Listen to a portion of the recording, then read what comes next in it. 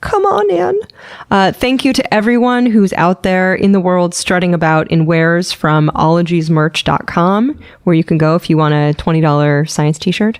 A tip of the cap to all of the patrons who submit questions for the podcast and support the podcast for as little as 25 cents an episode. My heart is that cheap. 25 cents an episode gets you into that club. And thanks to everyone who tosses some free love my way just by tweeting or gramming about the podcast and getting the word out, and for subscribing and rating on iTunes and Stitcher, which is super important and helps so much in getting the show seen. Are you guys ready for this? So this week, Ologies, number 6 on the iTunes science charts. Like up there with like Invisibilia and Radiolab and Hidden Brain, all like respectable podcasts. Ones that don't use the F word about neuroscience or talk about duck dicks as much. So thank you so much for the reviews. I creep them all. I read every single one. And to prove it, each week I read one aloud. So this week, I'm going to say thanks, Brooke Basone, for saying, Allie, thanks so much for making a podcast that makes scientists seem like rock stars. Your interviews are fun and interesting and go into the science while still managing to remain a little goofy. I think she's being generous with that, but okay, let's get into this topic. So intonational phonology. What do those sounds together even mean? So it has nothing to do with international telecommunications. So phonology is a branch of linguistics that deals with sounds. So what our emotional word grunts sound like? And intonational means the pitches we use to convey different things, like ask a question or be sarcastic. So this week, we are taking something that you do every day, which is talk, with all the hidden cues and meanings and signifiers, and we're breaking it down a little bit. So and communicate with other people. It turns out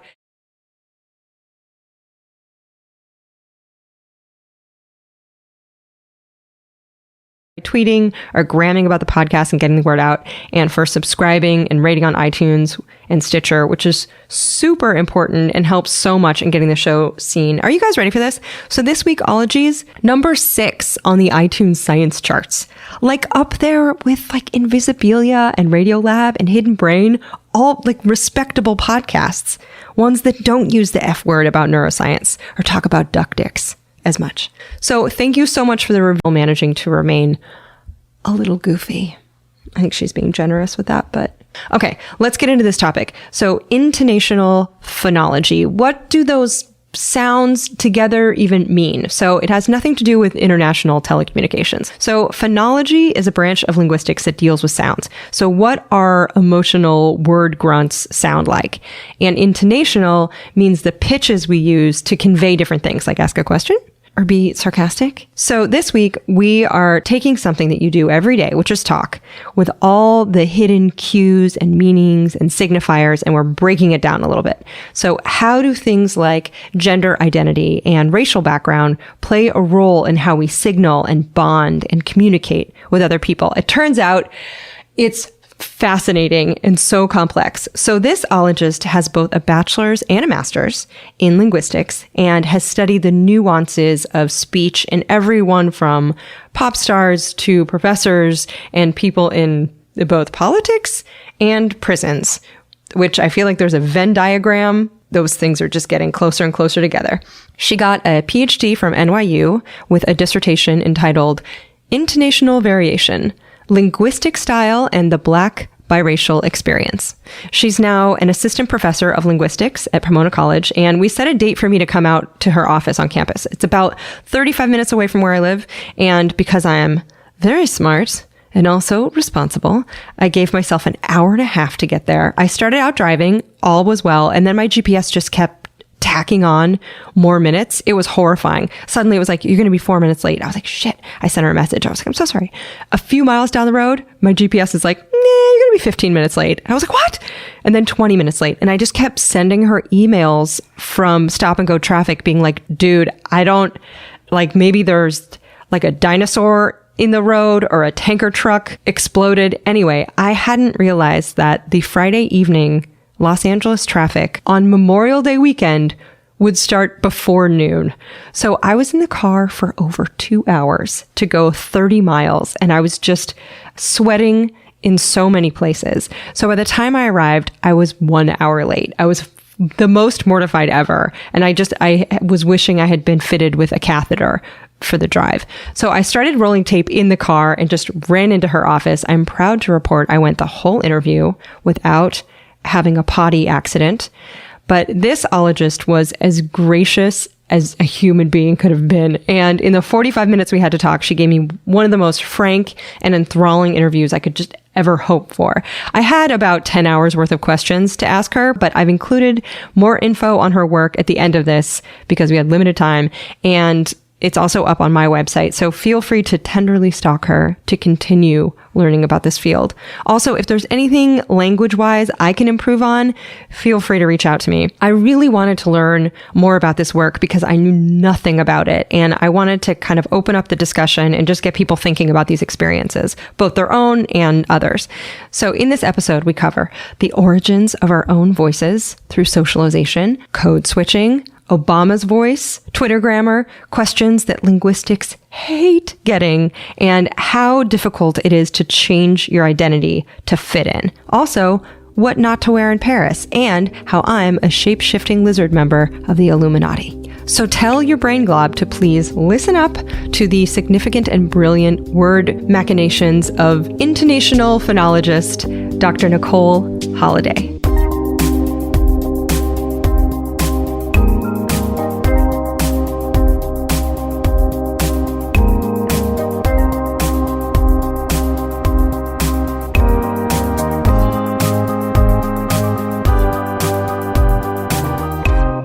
Oh God, this is a nightmare. Okay. All right, I've arrived at the college. I'm an hour late. This is my nightmare. Oh God, I'm so everything is a red zone. All right, I'm parking in some parking lot. It doesn't say I can't, so I'm doing it. Friday afternoon, holiday weekend. I have to pee so fucking bad. 2 hours in the car. I am over an hour late to this interview. This doctor is like, is waiting in her office for me on a holiday weekend. Linguistics, okay. Heavy breathing. This building is empty. Dr. Holliday? Hi. How are you? Good, I'm already rolling. I'm like ready to go. Hi, how are you? Good, how are you? I'm so sorry that you had such a traffic I'm so drama. sorry. Oh my God, this is so embarrassing. I'm just so sorry. I was like, I started running it in the car. I was like, I'm going to roll in there. Hi. I'm so excited to talk to I'm glad you made it. I'm sorry. The traffic. Oh. No, it's me. I should have left yesterday. I should have left and camped along We the should have side. thought about the fact that it was Friday. We really screwed it up. Didn't even think about that or the holiday weekend. And I was like, oh my gosh. So first off, so now you are a linguistics professor here now, right? Yes, I am. Now you've been a linguistics professor here pretty recently, right? This is I was a postdoc for 1 year here, and then I just finished my first year as faculty. So I'm like a baby professor. That's so exciting. Yeah. Now, I understand that you started studying Spanish in high school, right? Can you tell me a little bit about when you started becoming so interested in language? Yeah, so I was always a kid that was like super interested in maps and geography. And then I think when I was in 5th grade, we had like 3 weeks of French or something. And I was like, this is so cool. But like, in the US, kids don't really learn second languages. Yeah. So it wasn't until, I got to high school basically, or 8th grade, when I started taking Spanish. And I was a kid that was good at school, but I wasn't like super good at anything in particular until we started doing Spanish. And it was like, oh, this is the easiest thing for me. Like, this must be the thing. Side note, I'm learning Spanish on Duolingo in case anyone wants to be my friend on it. I'm not very good at it. Hice trampa e hice que la computadora dijera esto. Which means I cheated and made the computer say this. So when I went to college, I was like, I'm just going to study a bunch of languages. I'm going to study Spanish and Arabic and whatever. So I got into it and I was studying Arabic, and it was harder than Spanish, obviously, for an English speaker. Quick question. How much harder is Arabic than English? I was curious. From everything I just read about it, it is hella fucking hard. So though there are 28 characters in the Arabic alphabet, the vowels are totally left out or represented as these wee little dots and swishes around the consonants. So in one study, neuropsychologists found that the left hemisphere of the brain, which handles like linear reasoning, like grammar, tends to analyze these intricate little letter freckles and swoops of Arabic writing. So learning other languages with simpler alphabets like English or Hebrew, the left and the right brain both help you decipher the meaning and the emphasis. But in Arabic, even native speakers, the left brain kind of rolls up its sleeves and is like, oh man, this shit is complex. I got to analyze this.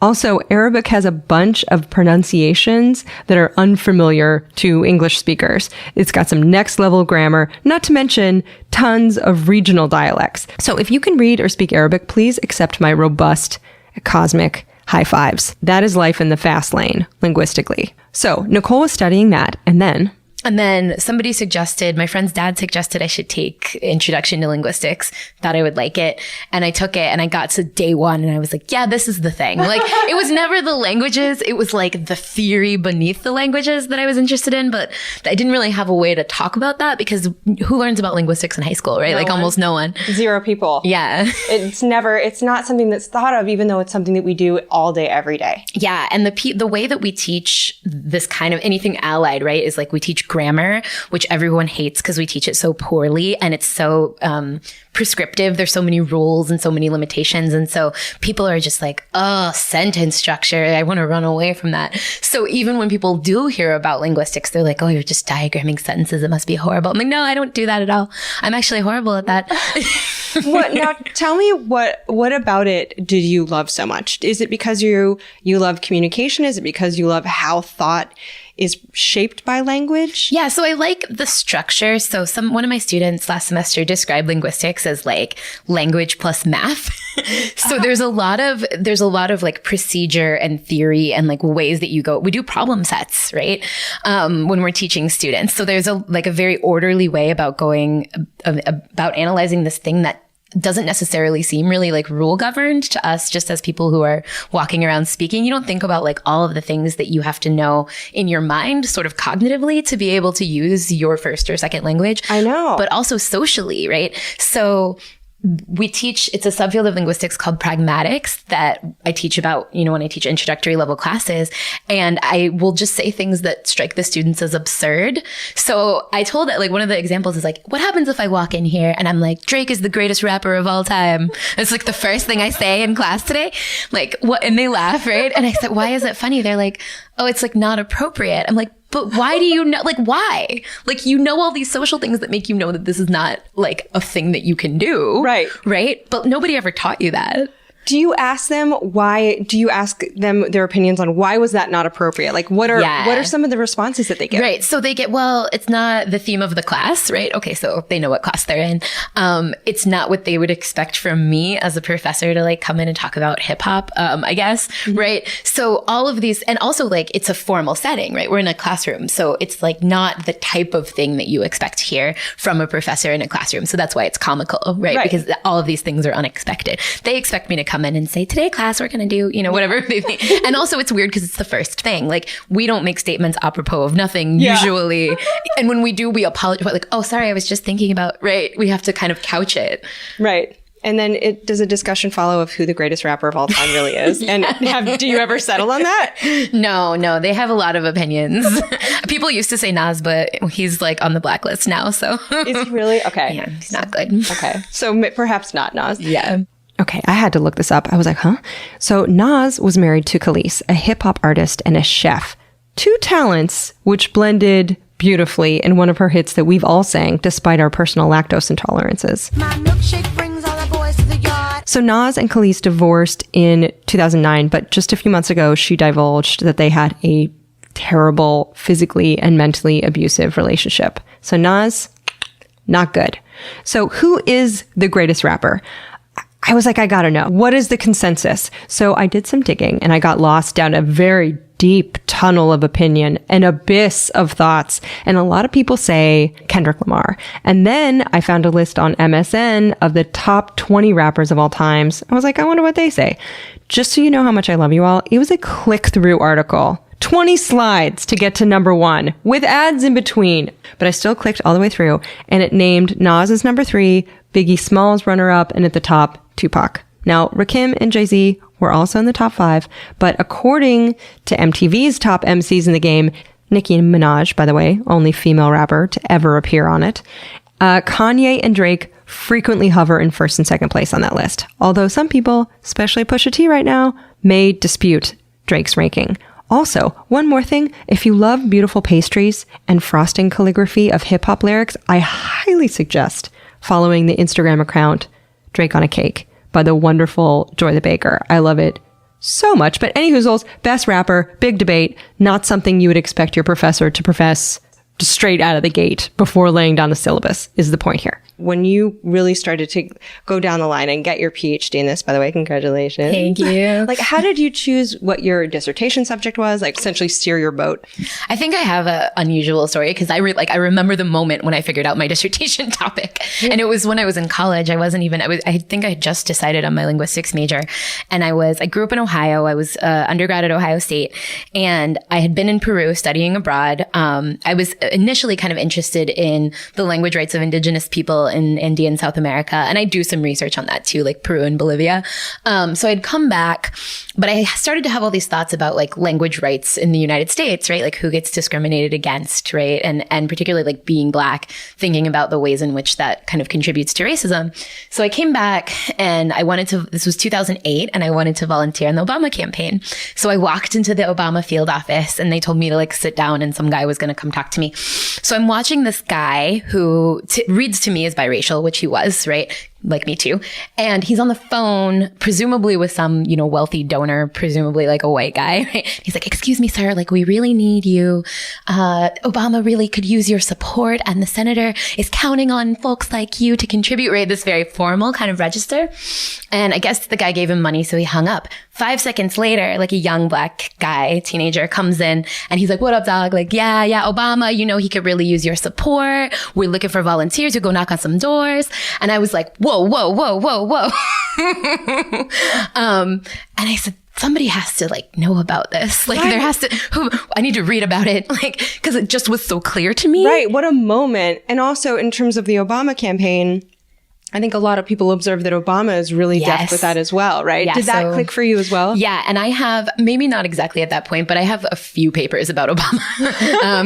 Obama's also one of my research interests. So I'm just casually in a hotel room perusing Dr. Nicole Holliday's 185-page PhD dissertation I found online. I was super tickled to see the 44th president mentioned right in the opening paragraph. She notes up top that Barack Obama is a masterful code switcher between mainstream U.S. English and African American language, AAL. So some of Dr. Holliday's other papers, they're great.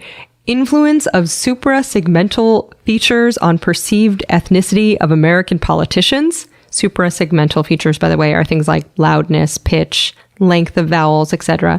So she also wrote a paper examining Barack and Michelle Obama's rates of CSD and CSD. Of course, I looked that up. No, I did not know what it meant at first. It stands for coronal stop deletion, or leaving off the hard D or T at the end of words, like didn't or hard.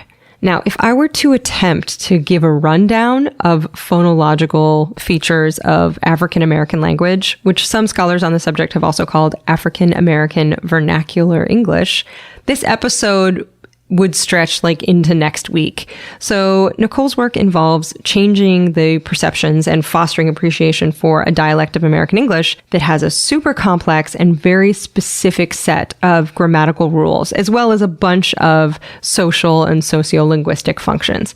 There are so many nuances to it that the seminal reference book on the matter, it's called the Oxford Handbook of African American Language, was published in 2015. It weighs in at a hefty 944 pages. So the study of the dialect isn't just about coronal stop deletion or dropping a G at the end of a word. She does a lot of research on code switching. And this is a term that originated almost 70 years ago from a study of Norwegian villages. And it means to switch into different conversational tones depending on who you're speaking to, or to whom you're speaking. And it applies to so many different cultures and languages. I hadn't heard of the term until recently when my bilingual Latina friend, Daylin, told me about it. And she was like, yeah, dude, of course, this happens all the time. And while I'm in Detroit, I met up with some Ologies listeners and I told them I was working on this episode. And one listener, Paul, was raised in England but came to America during grade school. And he says he switches back and forth between a British accent when he talks to his parents versus his American friends. Just boop, bop, boop. And another Ologite, Ron, grew up in Detroit and said, of course, he switches tones if he's talking to his friends he grew up with or people in business settings. So it happens all the time. But the pressure within ethnically diverse communities is particularly heavy. So either you've never considered this before, or you're like, yeah, this is daily life for me. I am, sort of very interested in this idea of what it means to sound Black, sort of from the perspective of something that you can perform as part of your identity, but also when people make that judgment, like what are they hearing? And so a lot of the work that I do, sort of the quantitative work that I do, looks at what people are attuned to when they're making those kind of social judgments about race. And what conclusions did you come to? If someone asks you in a nutshell, explain your work, explain your findings, where do you start? Yeah, so I study intonation, so it's not exactly an ology, sorry. Intonational phonology totally yes, intonational phonology is an ology. Yes. We'll use that one. And so a lot of times when I talk to just people that don't know as much about linguistics, when I ask them like, oh, what do you think makes somebody your ability to judge somebody Black if you can't see them, like, why would you make that judgment? And they usually say they think about the grammar. And, there's a stereotype, like they'll say that it's bad grammar or like bad English or something. Even Black people will say that. Really? Yeah. The racism runs deep. And it's really entwined with language in complex ways. But so they'll say that. And I said, yeah, but what about somebody like Obama? What about somebody like even Al Sharpton, right? Like they're people that are known as using actually a very standard kind of grammar. But still unmistakably Black, right? If you hear Al Sharpton's voice, you've never seen him in your life, you're like, that is a Black guy. So it must be something else. But when I started to look into the literature about this, we don't actually know much about the voice, what it is about the voice and the tone and the way that the pitch of the voice goes up and down, this kind of movement that causes this kind of judgment. So that is primarily what my research focuses on. Really? So is it, I imagine there's two different ways of looking at it. It's the actual physiology of why people's voices sound a certain way, the actual voice box, and then it's also how much it's used. Right. So how do you separate that when you are studying? So the social things are kind of more what we're interested in, right? So there's always going to be individual level variation, and our minds are really good at that. Like when we hear a child and an adult say the same thing, we can process the same information, even though they're vastly different sizes, right? Their vocal tract is actually similar shape, but the scale is really different. So what I'm interested in is the ways in which these patterns are socialized. So one thing, for example, like if we look at pitch, the numbers don't matter, but like the average man in the United States has a pitch that's like around between 100 and 150 hertz. And the average woman has one that's between like 200 and 250 hertz, but only half of that variation can be explained by physiology. Really? And what's really shocking is like, if you look at kids, like 4-year-olds, right? 4-year-old boys and 4-year-old girls in 150 hertz.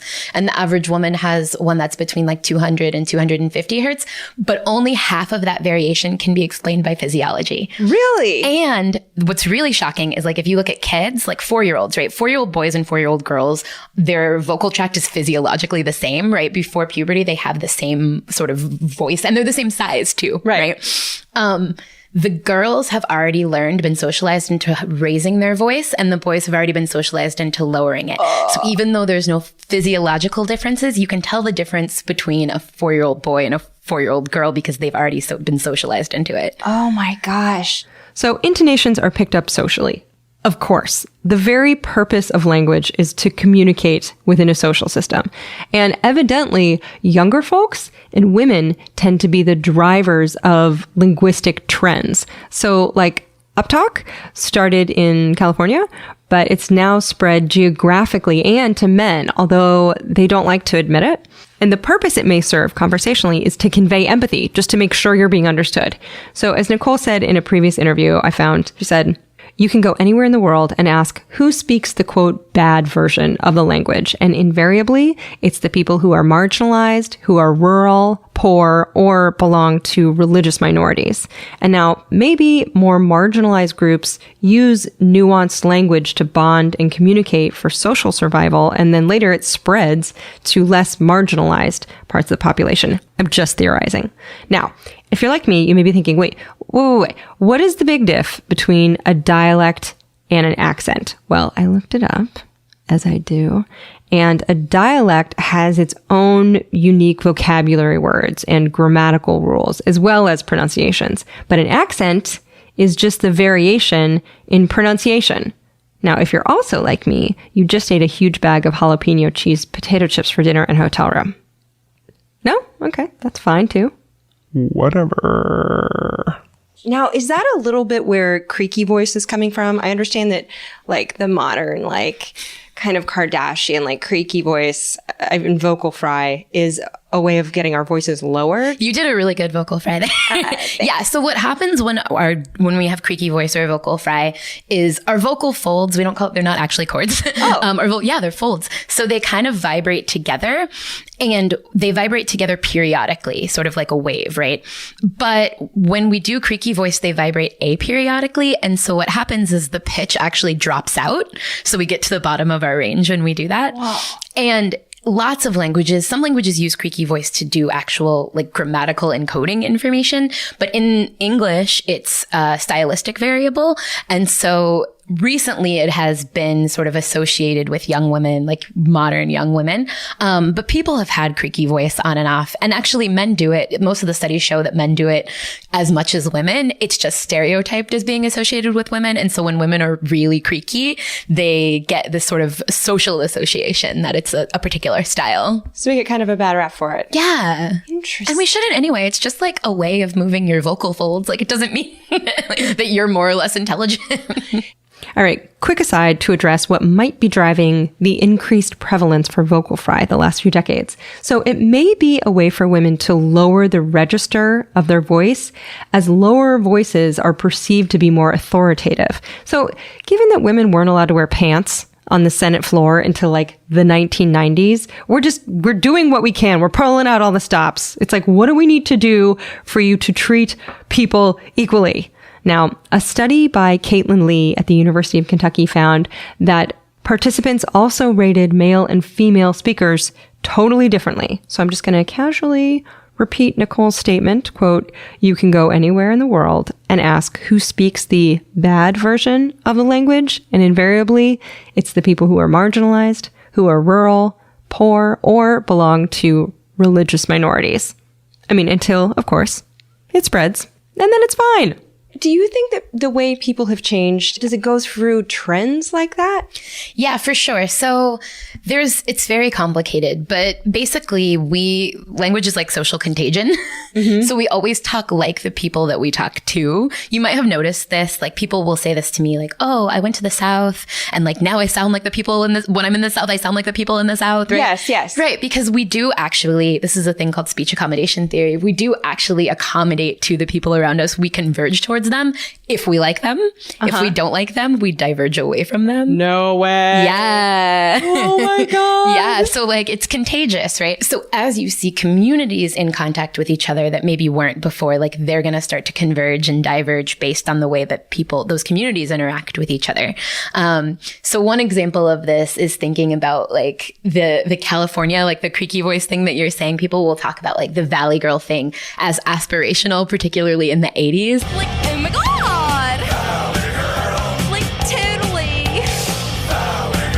P.S. I just went into the Wayback Machine and I listened to portions of this song, which is supposed to be comedic, but it's incredibly viciously homophobic, and it made me very, very sad. And it also made me reflect on how important social progress and empathy and tolerance are, and that it's a battle worth fighting to have a more loving society. Anyway. So you had these girls in the Midwest that were like trying to approximate a California identity because they like it. So they started to sound like Californians because it was a style that was now available to them, right? Because they could see it, they could hear it. People were traveling more, they were interacting more. And so they started to change the style.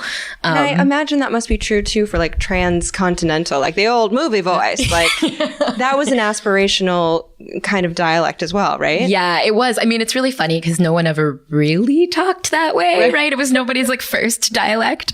Right. But it is definitely like a style. It's funny, when they were talking about Kevin Spacey's character on House of Cards, he has this kind of like weird aspirational old South thing that nobody really sounds like, but it's an idea of what somebody like that is supposed to sound like. And so when you're looking at this, because I know that you've obviously studied a lot of people doing this. Do you find that there might be kind of aspirational tones depending on who they're talking to? I started telling Nicole a story I had heard the day before from Michael Yo, a comedian who's biracial. He's Korean and African American. And he was about to interview a very famous rapper on the radio. And apparently the musician, right before he was like, hey, nice to meet you, da-da. And then as soon as he got on the air for a radio station, he had a completely different voice. Is that aspirational as well, depending on kind of who you want to connect with? Yeah. So we all have, everybody has styles, right? So you're not going to talk to your doctor and your priest and your mom and your best friend the same way, right? Right. Hey, Mom. Hey, Dad. Sorry I say the F word on this podcast sometimes. I know it's uncomfortable for you. But for some people that have to negotiate moving in between this like mainstream and not mainstream, or like this different racialized groups, communities, whatever, the difference can be sort of more contrastive. So I'm presently working on a project with Lauren Squires, who's she teaches English at Ohio State. And we've been interviewing Black students there about their experiences on campus with linguistic discrimination and linguistic insecurity there. So like maybe they don't feel comfortable speaking up in class, right? This was the where we started. And the students will sort of overwhelmingly talk about like the way that they talk in class, which is this kind of way that they deem acceptable to white people, and the way that they actually talk, or the way they talk with their friends, or the way they talk at home. So in this way, this kind of commanding of different styles it's a social survival strategy for people that have to move between worlds that they see as very different and sometimes incompatible. It's interesting how many layers of adaptability you have to have in your speech every day. Like I was on the phone with someone at a bank today, and my friend was in the room, and I was so self-conscious.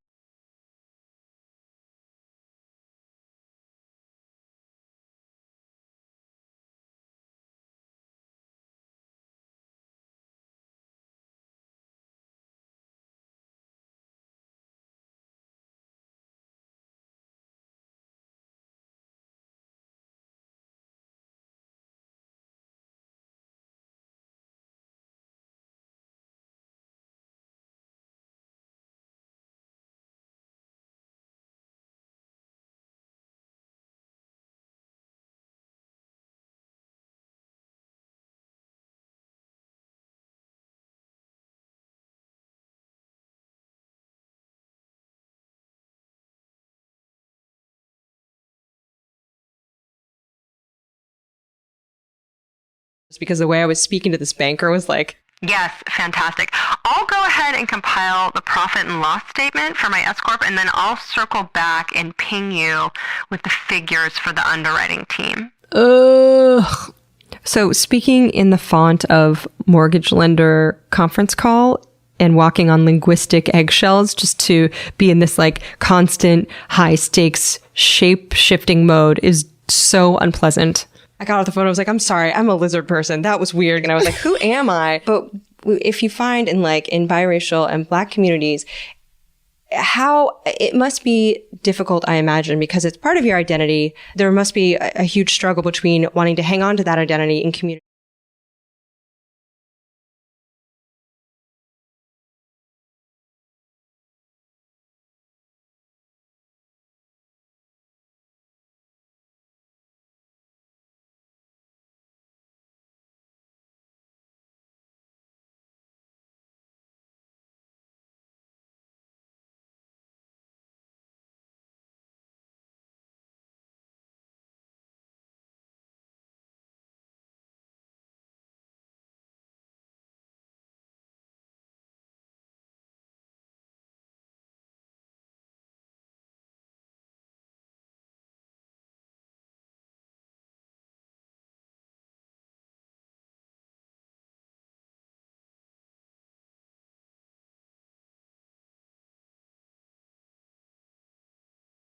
but also having to adapt socially. How do you propose navigating that? Yeah, it's really hard. So one of the things that I teach a lot is about African American English and linguistic discrimination. So, Black children are much more likely to be labeled as learning disabled in reading. And one of the reasons for that is not that they're learning disabled, but the materials are not designed for them.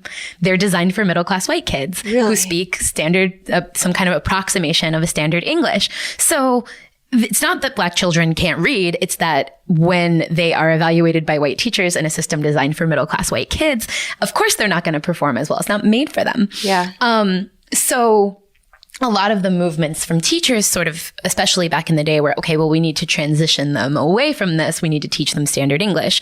And it's still a controversy because everybody knows, like, if you want to get more economic success, like, you do need to command standard English, but you're asking a lot of those kids, right? So the white kids get to speak the same way at home and at school. And now all the Black kids have to command two varieties, one for home and one for school. And by the way, the one that they speak at home is constantly devalued every other place in their life. So I have students ask me this sometimes. They're like, well, if African American English is so stigmatized, why does the community hold on to it? Like, why hasn't the language just died? And I'm like, because it means something, right? Because it establishes solidarity, because it establishes in-group, because it tells a historical narrative of the history of Black people in the United States. Like, it's not something that people really want to get rid of as much as they know that it's stigmatized. Do you find historically that it has roots or it has connections from a tonal level closer to Southern American English? Yeah, so African American English started in the South. So there's actually a lot of similarities between Southern white and Southern Black varieties.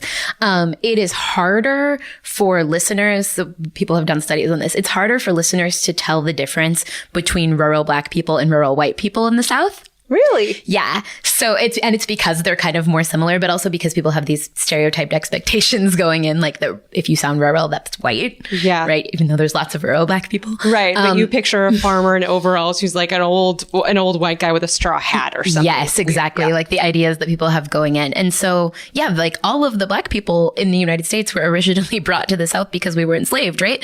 So, side note, if you're like, I could become better educated on the history of American slavery, which I'll wager many Americans fit this category. There are so many good books and resources. There's one HBO documentary, Readings from the Slave Narratives, which features transcripts of first-person accounts, and they're read by actors like Samuel Jackson and Angela Bassett and Don Cheadle and Oprah Winfrey. It's on YouTube, just there for you, waiting to be watched. We only really got out of the South in big numbers in the last 100 years, right, with Great Migration. And even then only got out of sort of very dramatic, segregated ethnic enclaves even more recently than that. And you could argue that we're not even out of them, right? Because look at what neighborhoods look like, not diverse. And so for that reason, it actually has the effect of keeping the language more insulated, right? Because you talk like the people you talk to. Well, if you live in a segregated community, you're going to sound like the people in your community. Right. Right. Exactly. So it's kind of an interesting, like, you can look at the language evolution as like the rings of a tree. See the dendrology episode on trees. That tell like you cut the tree open and you can see like every layer of the history. Like you can see that in the language too. Wow. I'm so curious what you think of how, especially with social media, how social media has changed, maybe spread or appropriated African American English. Because I feel like I hear that there's Black Twitter is a different thing. If you have not heard of Black Twitter, by the way, it has its own Wikipedia page. And to paraphrase that, it's a cultural identity focused on issues and experience of interest to the African American community. So issues of social justice are brought to light and amplified with these powerful hashtags like hashtag if they gunned me down, Black Lives Matter, Oscars So White, you may remember. And the community also generates some really great jokes and memes. And I feel like I see white people maybe try to borrow this style. And and I feel like it's almost appropriated by comedians or for comedic casual effect. And how do you feel about that? Yeah, it's really interesting. So there is this thing that's like online imagined Black English. So there is a way that Black people, like on Black Twitter, for example, communicate. There are norms of the community, like just with any community. But also there is a way in which like that is appropriated by the white gaze. Right. So like what people think is going on. And it's really funny because whenever someone makes the argument like, oh, African American English is just poor grammar, I try to explain to them that they don't understand the grammar. Those people, if you ask them like, okay, well, what does it sound like? Like, make a sentence for me. They will always be wrong because they don't understand the grammatical rules. Man. And so like, you know, people that are on Black Twitter, like in the community or whatever, can tell when it's a parody because people will break rules that they don't know about. Oh, tell me everything. Yeah. So like, it's even hard for me to do, but there's a thing in African American English that's optional called zero copula. So if you think about like Kanye, whatever, like that ish cray, right? You don't need an is there, and that's fine. But you can't just do that with every subject. Like you can do it with a third singular like that, but you can't really do it with a first person. So you can't say like I cray. When you get white people like mocking this, they'll say things like I cray. And you're like, no speaker of African American English would ever say that. I was curious about people imitating African American language grammar. And sure enough, I found a tweet posted 7 hours ago about someone homesteading chickens with the words, I cray. Now, the user, according to her bio, is a blonde, holistic doula from Michigan who gardens. So yeah, Nicole kind of nailed it. I'll see it appropriated and I'll cringe a bit. I guess, what are the differences between written and spoken African American English? Yeah, it's hard, right? So actually, white people have been appropriating African American English since forever, right? So like the word cool comes from African American English like over 100 years ago, right? So I started reading up on this topic and I came across an Oxford Dictionary's blog titled, quote, When is lexical innovation cultural appropriation? It was a fascinating read, and it was addressing the use of words like shade and yes and woke. And I scrolled down to see like who wrote this amazing piece, and the guest blogger was Dr. Nicole Holliday. Of course, she is the coolest. I mean, we're cooler, so they take things from us. It's fine. I mean, that is well established. In a certain way, right? But I mean, it's also a lot of pressure to always be cool, by the way. So, you know, this is a well-established, like, long-term trend. It's interesting with the internet because you can't see people or hear them in the same way. So but I mean, it's also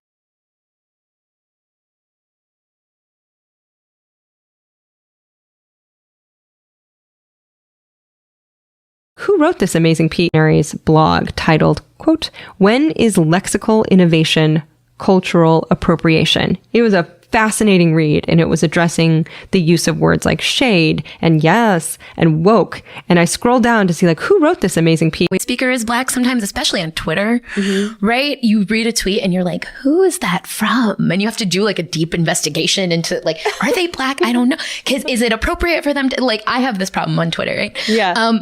So that's one way in which social media is like really throwing people for a loop because you can't contextualize people online the way that you can in real life, or at least make educated guesses about them the way that you can when you see them in person. But I also think like, yeah, there is some kind of cool cachet. Like teenagers are cool. Right. But teenagers are also in a certain way like more free to violate like mainstream language norms because we expect it from them, because they don't have to use their language as a commodity to make money in the same way. So they have to use it in school for that kind of economic advancement. But they're a little bit more free to actually sound how they sound. Right. Adults, right, who are once in a working world, particularly Black folks who have to work in majority white communities all day, right, and then raise kids who they want to have like a kind of standard style, are always under this pressure to sound respectable, quote unquote. But teenagers don't have that. And all of this stuff on the internet is driven by young people, right? Yeah. So there is this kind of freshness, this coolness that gets adapted. But I do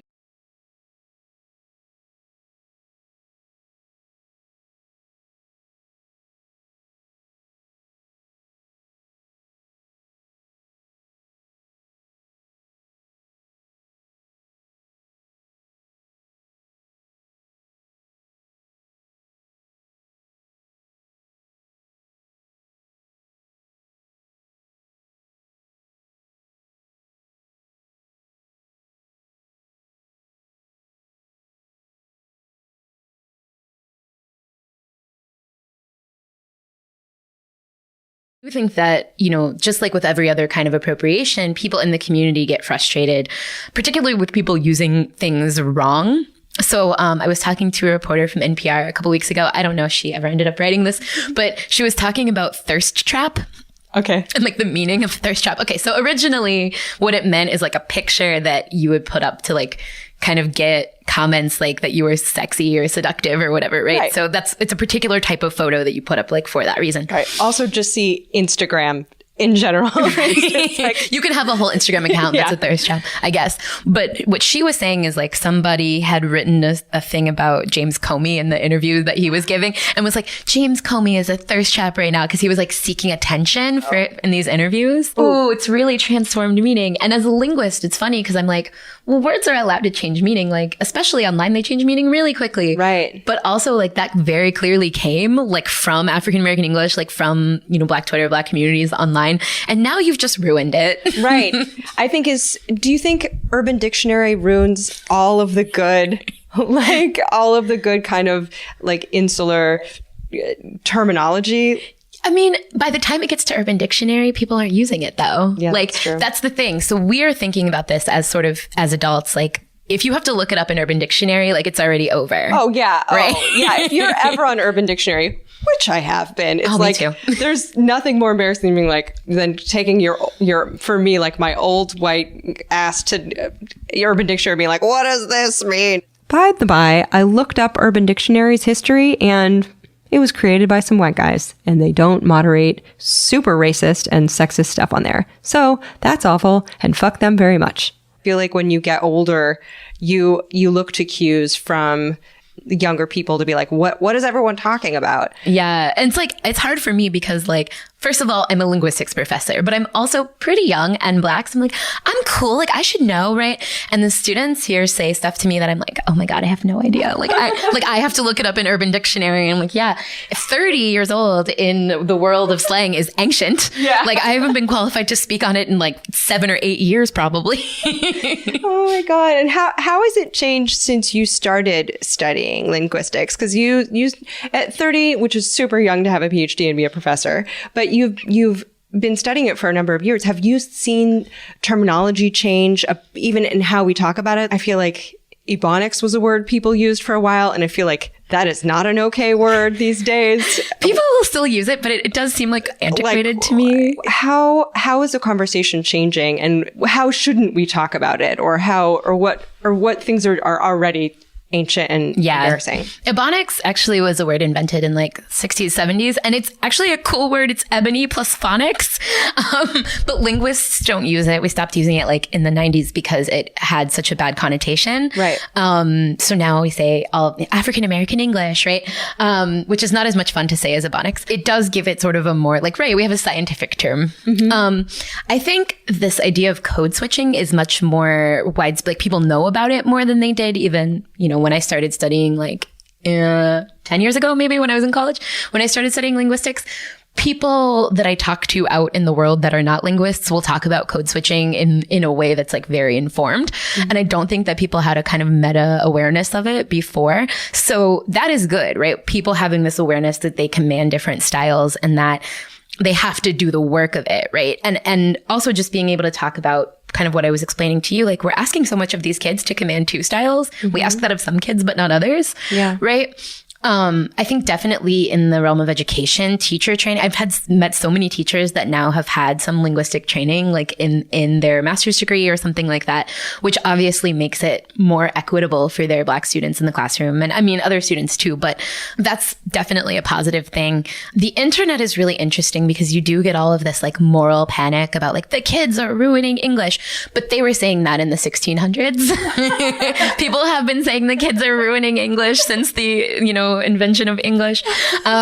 So no, like there's no, for linguists, like there is no ruining. Like language is alive and it moves and changes. It's like saying like you're ruining the galaxy. Like you're not like, it's just a thing that exists and we describe it. Right. And it's gonna change and that's a natural part of it. And it changes in response to social stimuli. I know like when it changes because of oppression, like we have a problem with that, but it's not because of the language change. It's because of the oppression. Mm-hmm. So my sort of of hope going forward is that people will learn to be like more linguistically tolerant in the way that they are allegedly learning to be more like tolerant of variation in race and gender.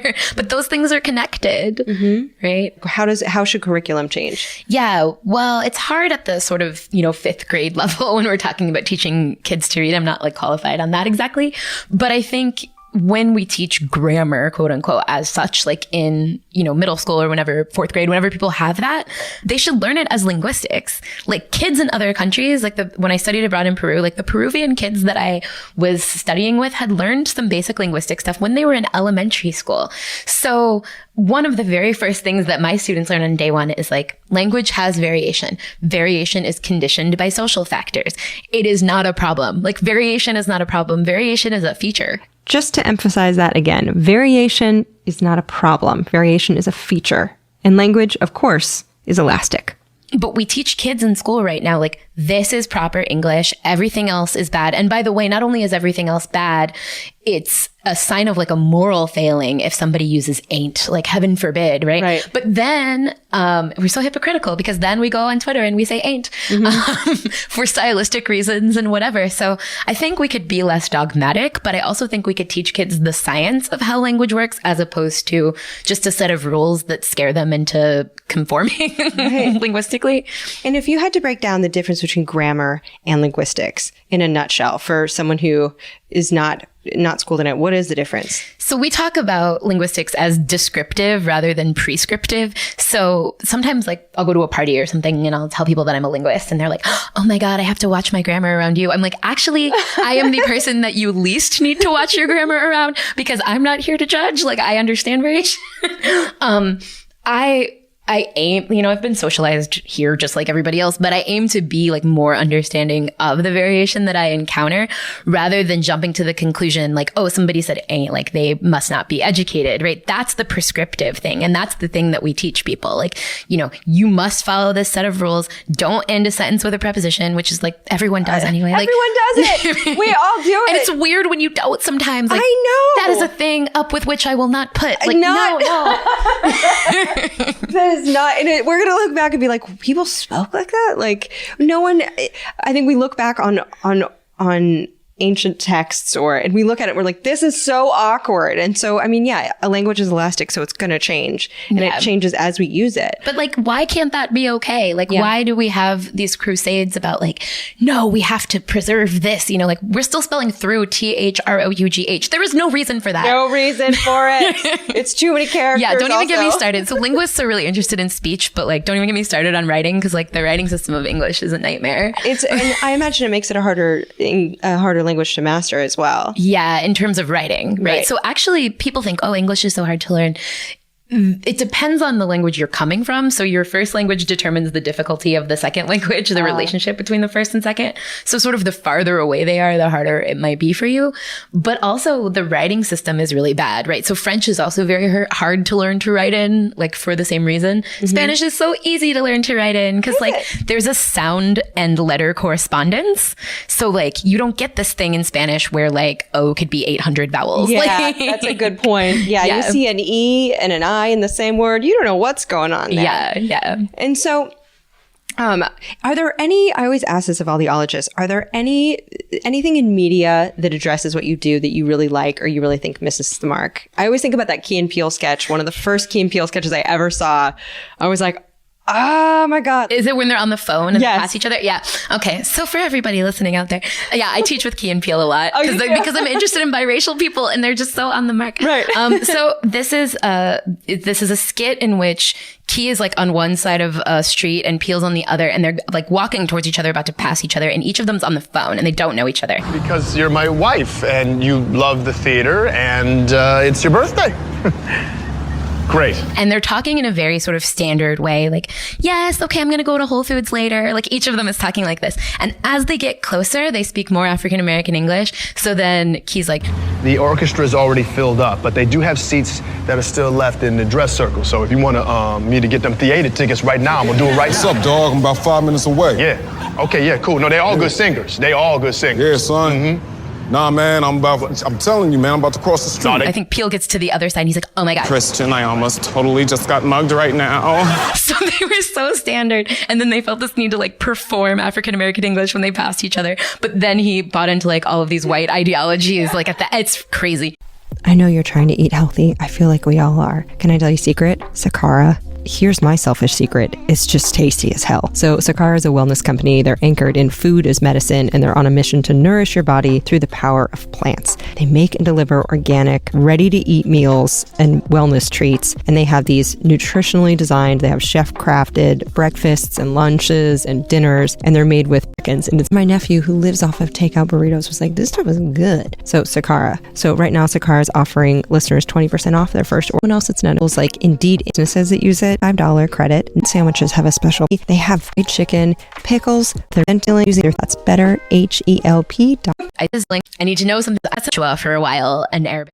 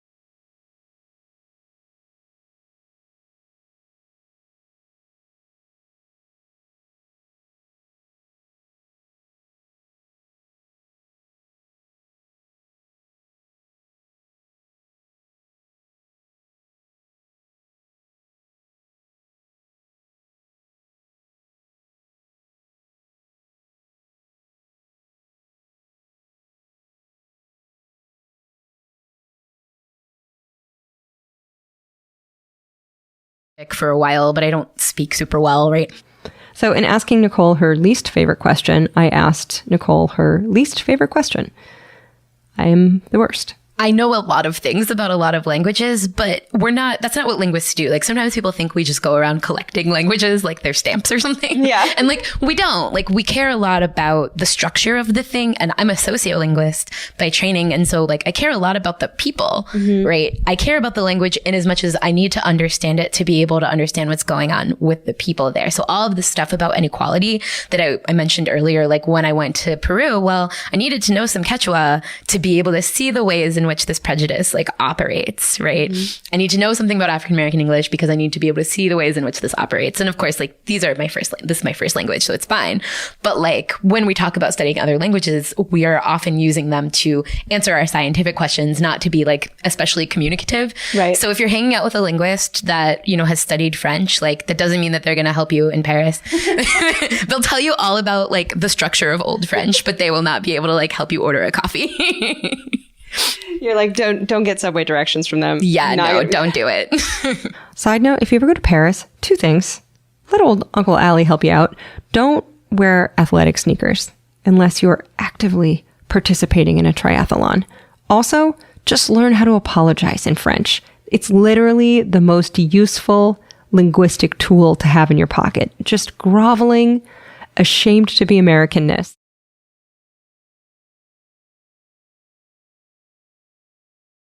And then everyone's so nice to you. They're like, oh, you're cute. You're like a sad dog.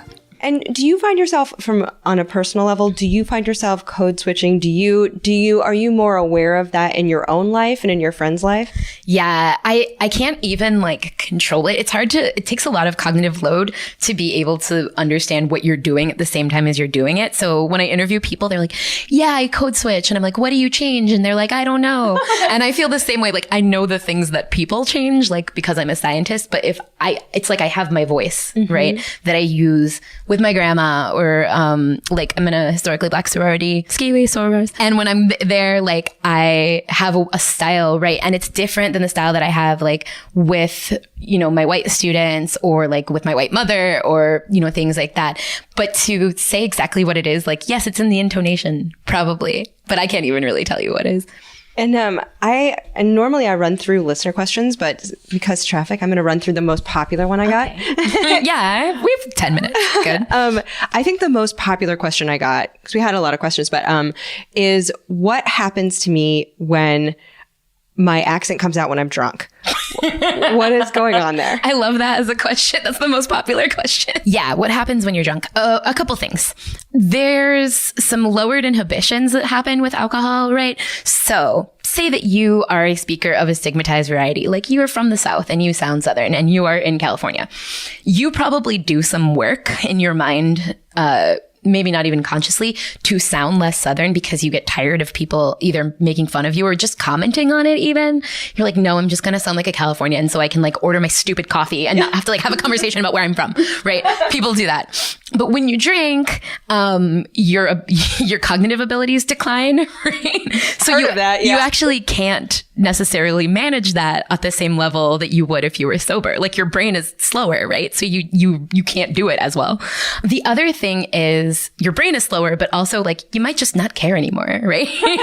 Whatever. I'm from the South and I'm just going to do it, right? I am this way with dancing and karaoke, but it's not all mental. There's another thing sort of physiologically, right? So alcohol can cause sort of a loosening of some of the pieces of your vocal tract. So that's why you get slurred speech. Right? You lose some control. So if your speech is kind of slurring or something like that because you're really drunk, then you'll sound different. I tried to find a good movie clip with a drunk Southerner here, but I just started going down rabbit holes of drunk people like barfing on YouTube, and it started making me sad. Anyway, I wanted to ask her so many more questions, but she had a heart out, and LA Memorial Day traffic is the devil's evening board game, and I'm so sorry. What do you think? My last two questions are always the thing that you hate the most about your job. What do you hate about it? Is it commute or hours or certain prejudices you face? Like, what irks you the most about what you do? Yeah, it's really hard to be an expert on language because language is a thing that everybody has, right? So if I was like a geologist, I always dream of like my alternate world in which I'm a geologist and I study rocks and people leave me alone. They don't ask me how many rocks I have, how many languages I speak. But people assume that you're an expert, right? They're like, oh, you know way more about rocks than me. So like when you come across rocks in the wild, they're like, hey, geologist, tell me about this rock. And you're like, cool, I will, because I'm an expert. When you're a linguist, everyone wants to tell you about the thing that you're wrong about. And I'm like, I am actually an expert in this thing. And what's maddening is every native speaker is an expert about their language. Like people know things about language that I don't know, but I do have some scientific training that, you know, I wish people would like give me credit for. So I have had people like straight fight me when I say like African-American English is rule governed. They're like, no, it's just bad grammar. I'm like, I have a PhD. Oh my God. I mean, so that is the thing. And to get that PhD, that must have required so much data collection. And did you have to do sentence structuring? I mean, did you have to come out with formulas? Yeah. So I spent 5 years in grad school, which is not even that many, comparatively. Yeah. Side note, average time to get a PhD, looked it up, 8.2 years. Now, the average length of an American marriage, 8.2 years. So someone please write a dissertation on how long a person can withstand something difficult yet illuminating. And I had to study every aspect of linguistic analysis. So like I study tone and social factors, but like I had to study the way that sounds are put together, the way that words are put together, the way that sentences are put together, like meaning in a logic theory kind of context. Like I had to study so many things about the nature of language that I don't necessarily use every day now, except for when I'm teaching. But also just thinking really deeply about the nature of sound, which is a thing that I do, and the nature of like how language works to do social things. Like we use it to accomplish social things. Yeah, it's a tool. So even if, you know, it's not necessarily that like having the PhD is the big thing. The thing is that I've spent like years and years reading and thinking and talking and writing about these things. So I feel, somewhat qualified to speak on them. It's great that you're talking about talking. Talking about all we do is talk about talking. And then what's your favorite thing about it? What just like gives you butterflies?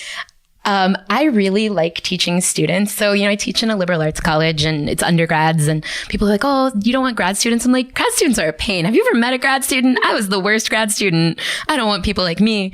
I love teaching undergrads because I will walk in to like day one of intro to linguistics and be like, I am about to blow your mind. Just with even some of the things that have come up here about like, what happens in the educational system, like the ways in which language is prejudiced, the ways in which people that are trying to mock African-American English get it so wrong, right? The physiology stuff, the things about like kids exaggerating gender differences, like the way that the vocal tract works. Like I am a big nerd, but all of this stuff is super cool to me. And it tells us a lot about the social world that we inhabit. So my favorite thing is just like watching the eyes light up and be like, no way.